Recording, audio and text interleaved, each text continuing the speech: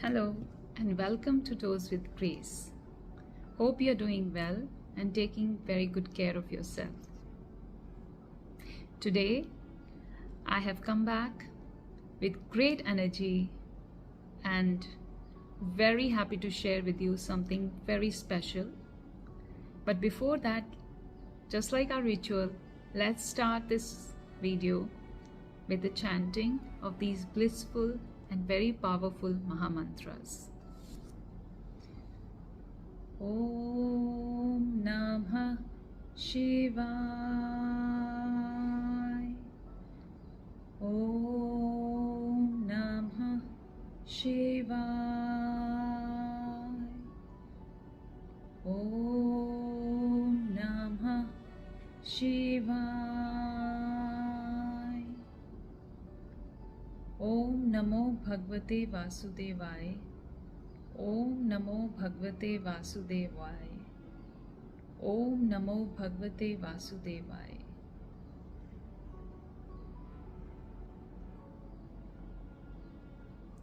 Thank you for joining back.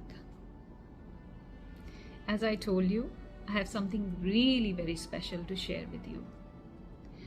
Initially, I was shying away from sharing this with you because I myself wasn't very sure if there is any purpose for you in it, though it is something that I enjoyed as an experience in last year. However, I feel it has its own purpose, and I will reveal it, what it is and what is the purpose. So today we'll talk about Shrimad Bhagwat Geeta. It is a scripture which is considered to be the most self-illuminating, a written guru that is available to us in this yuga. I say this with a great sense of humility and a great sense of joy that emanates from just even remembering the journey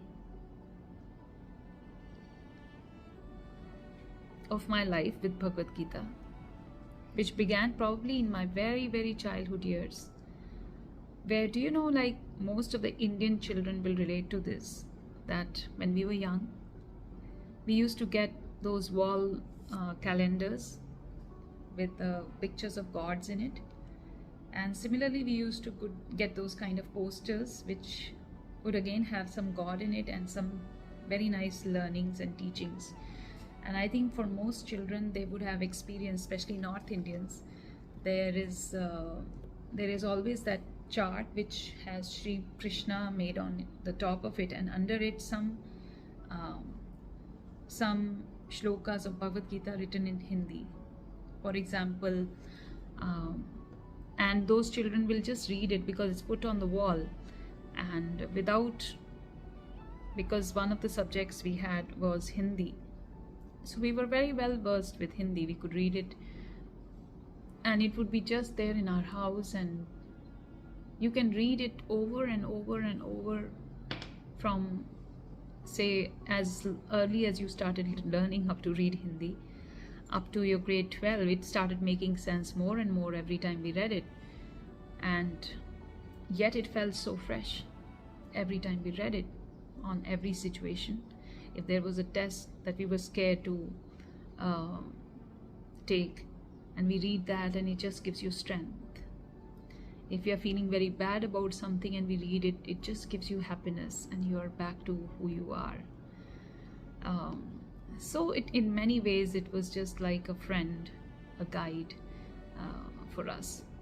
So few lines were very, very they still resonate, like तुम्हारा क्यों व्यर्थ डरते हो, किससे व्यर्थ डरते हो, क्यों व्यर्थ चिंता करते हो, तुम्हारा क्या था जो तुमने खो दिया, तुमने जो लिया यहीं से लिया, जो दिया जो दोगे यहीं पर दोगे, तुम्हारा क्या था जो तुम लाए थे। So, it's like, I'm sure you all will be able to relate to what I'm saying, those who are my age group and who lived in India then in their childhood. So the journey began, I don't know, very, very early. I can't even recall the age when I read all those things. But then, of course, your parents mentioning something about this is what Vishnu says, because he's the one who's running the world. We have the Trimurtis, the Brahma, Vishnu, Mahesh. So Brahma is the creator, Vishnu is the preserver, and Shiva is the one who annihilates the world when it comes to its maturity, or at the time of its completion. So every yuga then changes into another yuga. So all these things we knew. But however, my first reading of proper sitting and reading chapter by chapter with a complete intent of reading Bhagavad Gita was when my first child was in my womb, my daughter. And I have brought something very beautiful to show you. So that was the book I read in my pregnancy to give myself the understanding of what is life, because I was going to bring a new life into this world. My daughter is going to turn 18 in this year.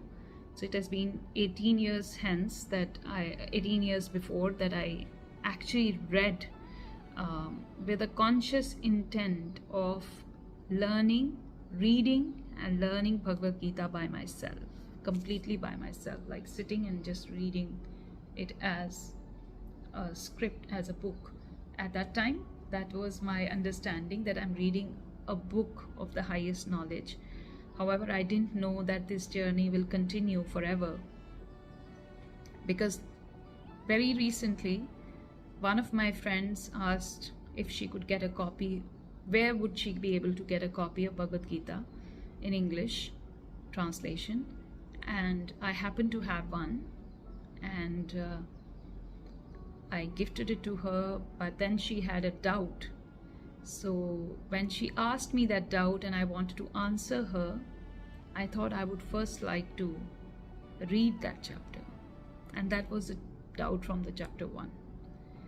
So when I was handing over the book to her also, Shrimad Bhagwat Geeta to her also, she asked me a few questions. So I thought that this is the perfect thing I would like to share on a much bigger platform like YouTube, where many people who are probably in the similar situation, and she is just like in the situation of Arjuna. Well, not that two families are fighting and she's right in the middle of it, but she is in the middle of the world. She is in the middle of her karma, a very ambitious, very, very well-educated, successful person. So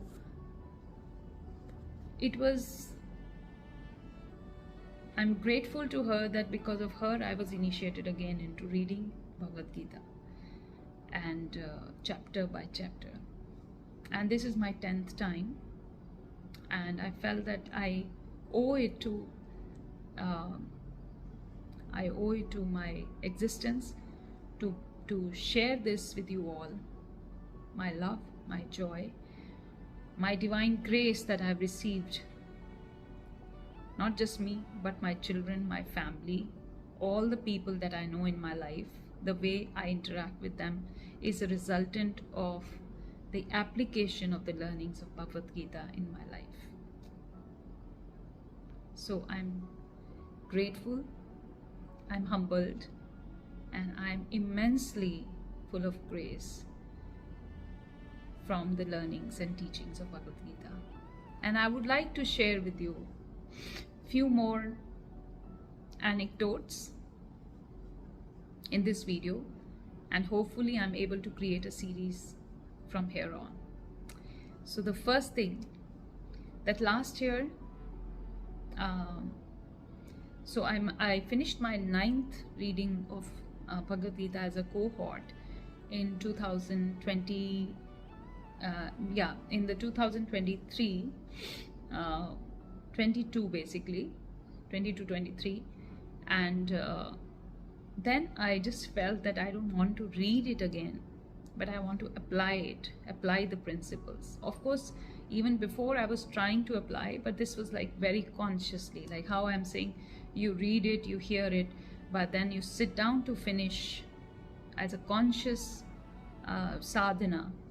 So after my last year's ninth reading, I felt that I had completed a cycle of reading this Bhagavad Gita in my different stages of life. So I want to understand what have I learned to be able to imbibe in my life and live Bhagavad Gita. So one of the things that came up in last year was gifting Bhagavad Gita to the people that I want to. So this is the copy of Bhagavad Gita, which is in English translation. This is the copy I have, which is very easy for everyone who doesn't even understand Sanskrit or Hindi to read. So this is the copy.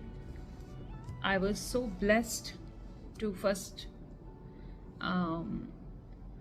have this kind of a desire, because that desire led to a certain action which I'm so happy to share. In the beginning of the video I said I was shying away from sharing this because it looks like a bit of when you do something, why you should talk about it. But this is what we had asked to our teacher, our guru, who was teaching us Bhagavad Gita back then. And he said that sometimes when you do something good with a sattvic intent, and you do a sattvic karma with a sattvic intent and dovetail it to God, if you share about it with an intent to share the grace of God, what you're sharing is also the love and joy and awareness about this can be done. Sometimes there are some people who may be just looking for that opportunity to also be able to resonate with it and do something similar.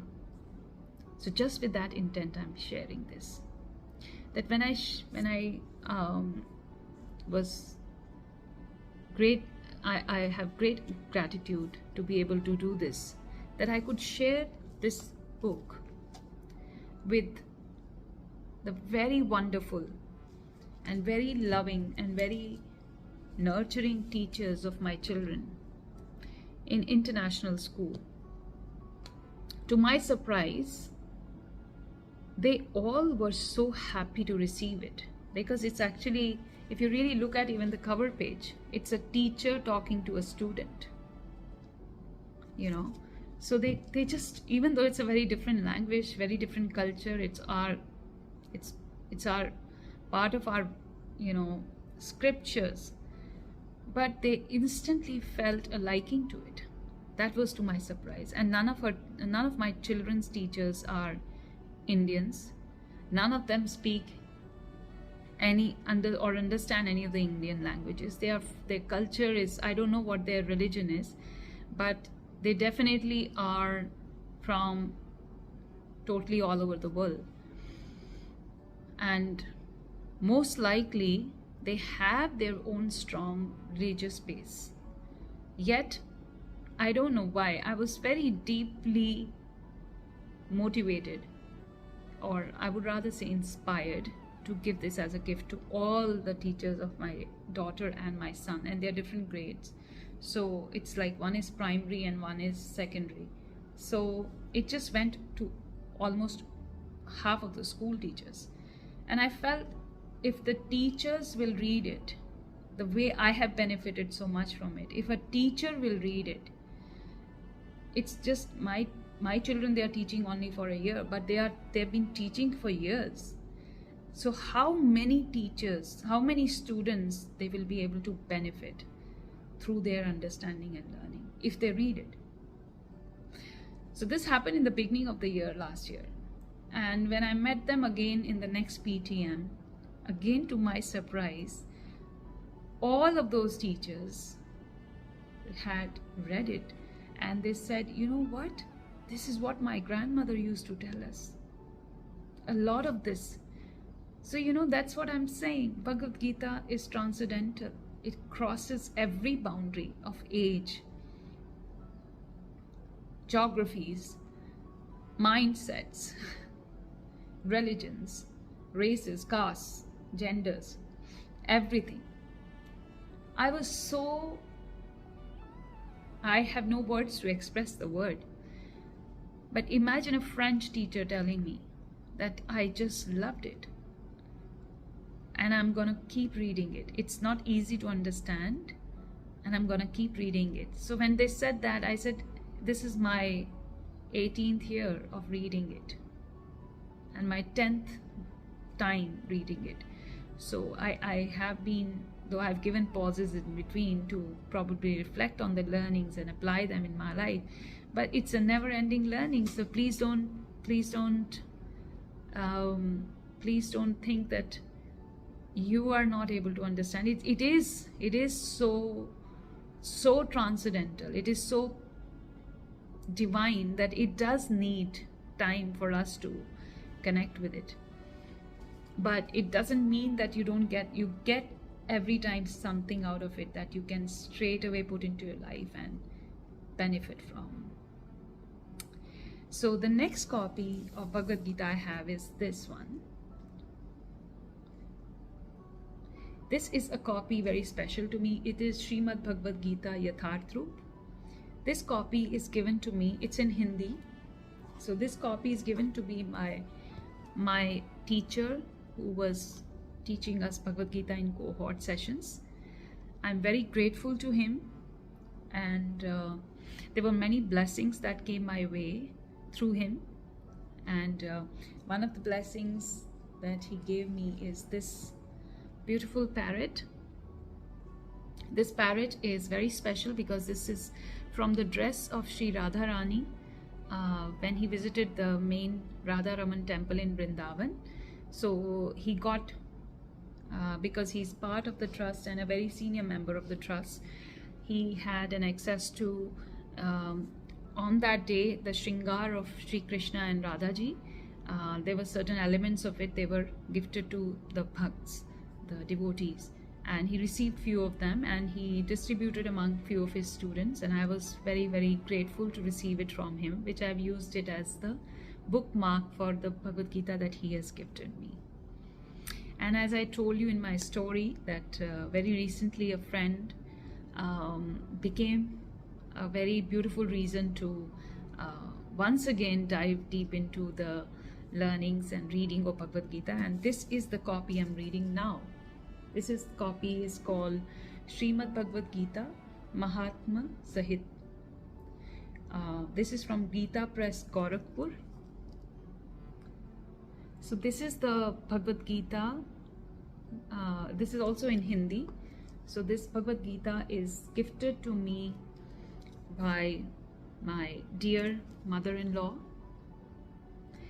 So this story is that when I was having my daughter in my tummy, when I was pregnant with my first child, back in 2006, I started reading her Bhagavad Gita, which was in her temple, and this was the exact one she had. So then she said, you are interested to read Bhagavad Gita, it is you can take this, because you know, if you, the way you are reading it with so much devotion, probably she saw you know, the devotion in me, and I was reading it chapter by chapter, fully trying to understand it for myself, because I was bringing a new life into this world. That is when my journey of Bhagavad Gita actually started. So I'm so grateful to my little Peters who gave me that inspiration, and that was the first time I read this book, and then she gifted me this book, and and it has been with me ever since. And this is the 10th time I'm reading it, and this I'm reading it again from this version. I've read it before many times during when I had my son in my tummy. Again at that time I read it. So both children have been my great gurus.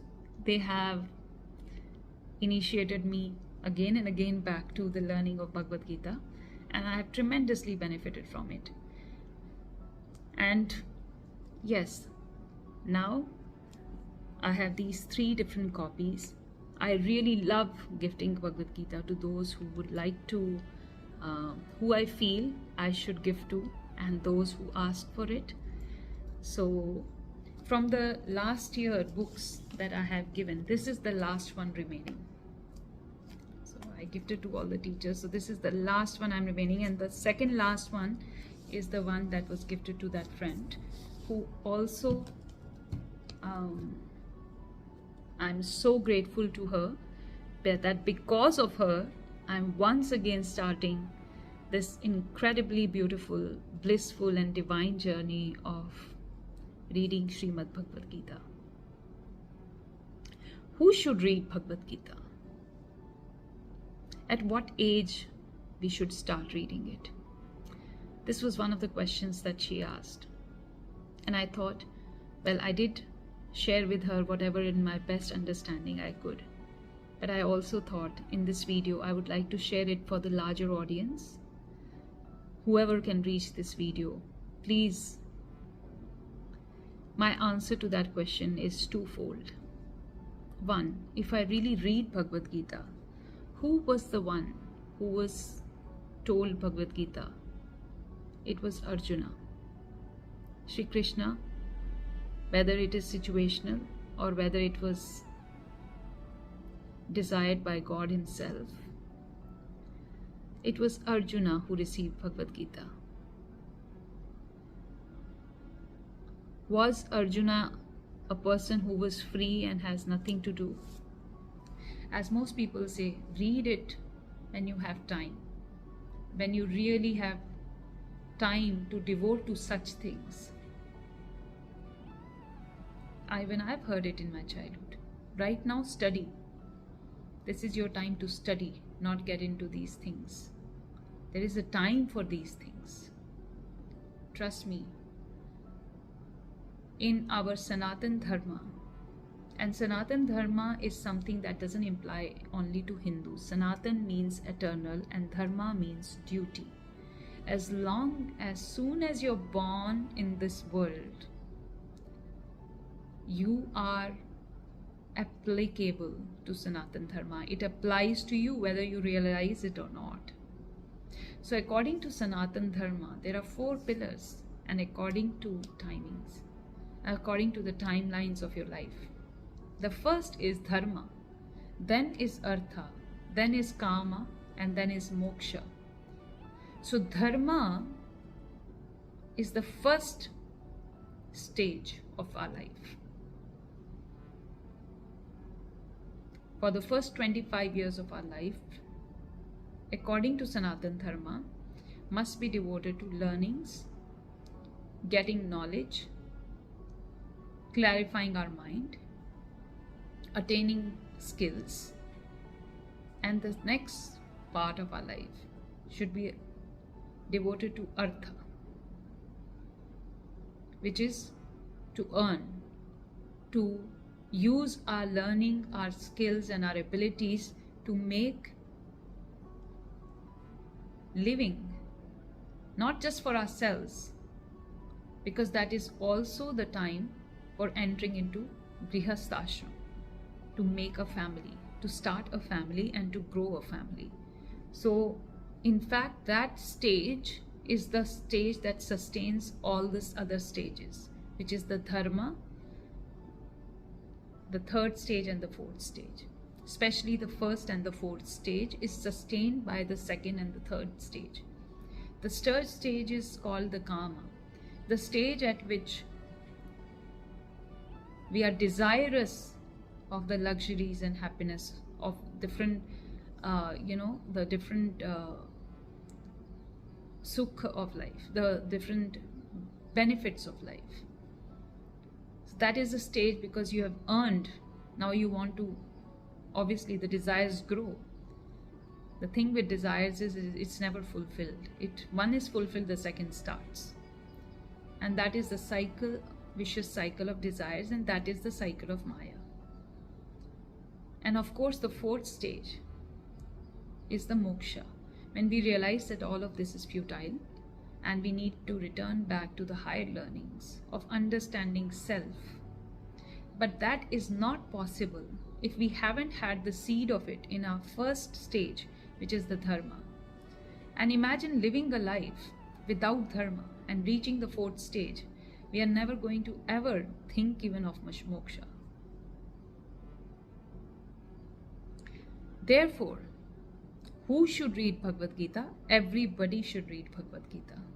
It doesn't matter what is your gender, what is your religion, what is your status in society.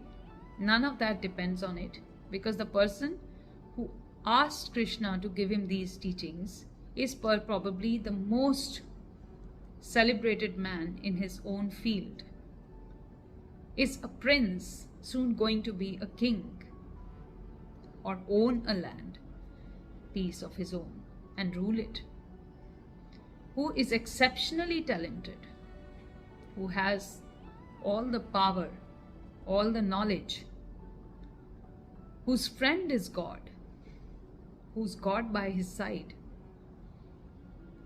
who has Dharmraj as his elder brother, who has the best guru in the world to get education from, who has had received education from the best of the gurus, Dronacharya, who is extremely chivalrous, completely highly acquainted with the knowledge of dharma, to an extent that he has received a siddhi, he has attained a siddhi of being able to win over sleep. It's not an easy thing. He's not a common man. He's not a simple man. He's not somebody who's free and has nothing to do, or someone who is almost towards the fag end of his life and he just wants to somehow listen to this so that he can reach Swargaloka. No, he's in the middle of his karma. He's the one who's responsible for a lot of things that can shape the destiny of a lot of people in his life. And he's answerable to a lot. And he's extremely known to be full of courage and someone who's invincible. Yet, at this point in his life, where he is in a field which should be his playground, he's completely equipped to wipe out all of his contemporaries or his oppositions. And he has done it in past. But in this particular moment, which is very special, that he is completely bewildered, not aware what to do, is feeling lost, is questioning his own identity, his own thought process, his decisions that have led to this moment. He's questioning himself. He's questioning the whole learnings that he has received till now. He's questioning his duty. And he's questioning all of this with great sense of nervousness to someone whom he's blessed to receive as a friend, as a guide, Lord Krishna himself. And then Sri Krishna narrates to him in a conversational format. It's a question and an answer format. Most easy format for anyone to understand. This Arjuna lives in all of us. We all have these situations in our life. We all have these moments in our life. Even on everyday basis, to check whether we are on the path of dharma, whether we are doing our duty as a Nishkam Karma Yoga. Are we following the path of Satvikta?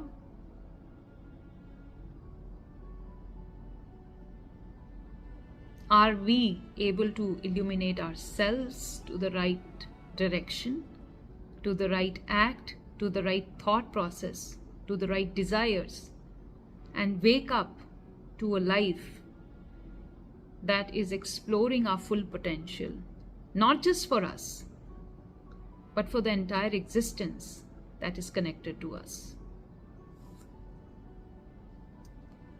It has everything. It has science, it has philosophy, it has psychology,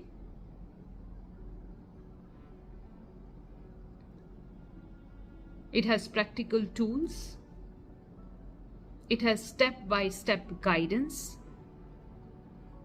it provides you clarity, it provides you peace, it provides you a sense of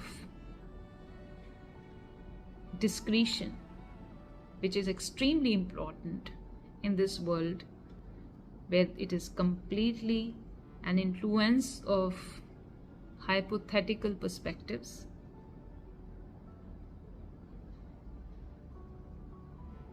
and over information download. Declutter your minds and create space for the truest, absolute. By absolute, I mean something that applies at every stage of your life, at every age of your life, without being altered.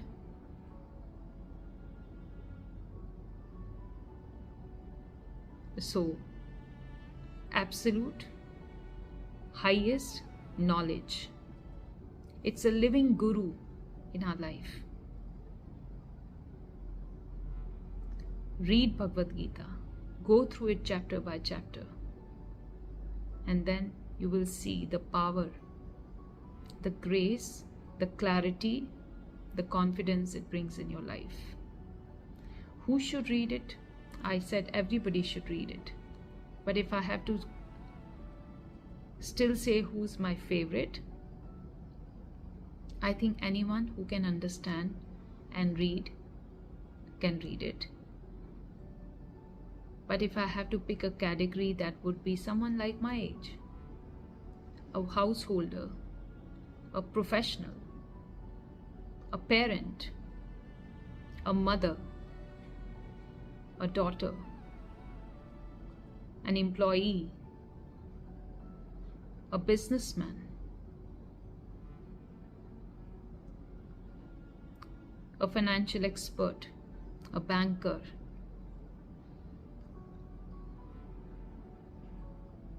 a philanthropist, a journalist. All those people who are in this world touching the lives of people around them, they must always read Bhagavad Gita to be able to fully remove the wheels of ignorance of all these forms: fear, unnecessary attractions, deviations, anger, comparisons, and unwanted desires of results, controlling, bothering, and frustrating over results. Half of the time we don't even start something thinking it is not going to be done. If it is not going to yield any results, what's the purpose of doing it?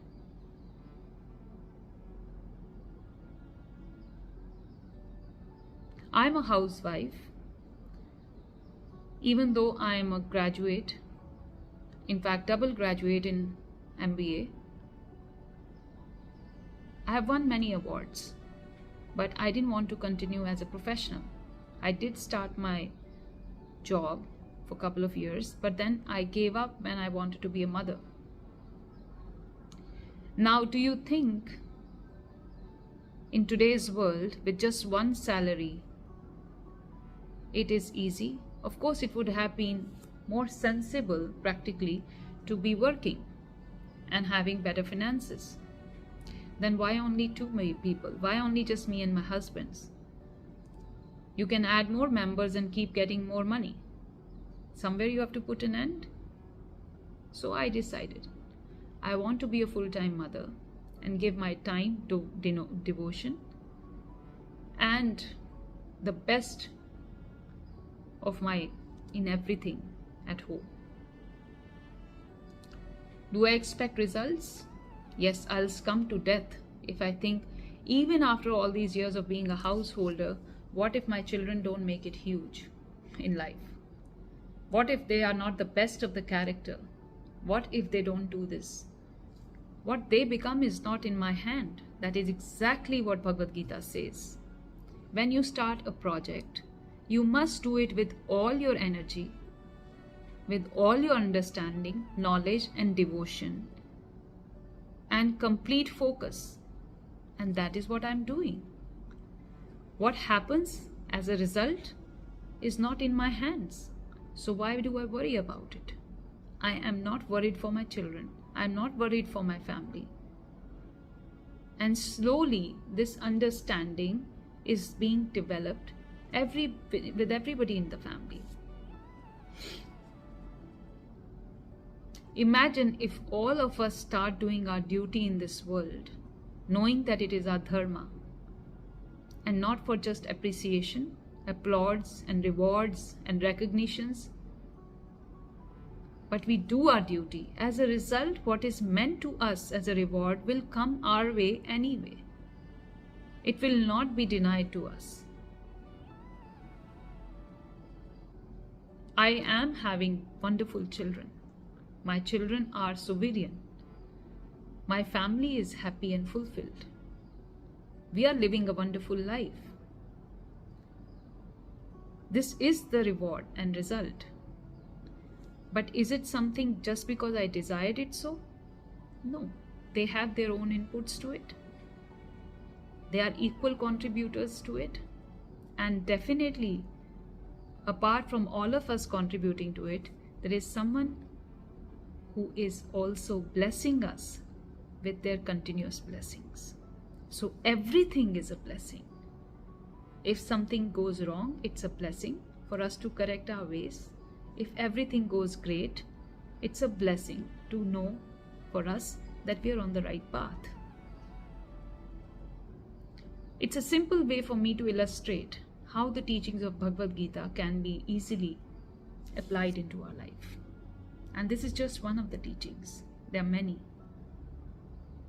I hope I have been able to translate my love, my grace that I have received from reading this holy text, this divine transcendental knowledge, which is like a living guru, which makes you so equipped so that you can continue the journey of self-illuminated path.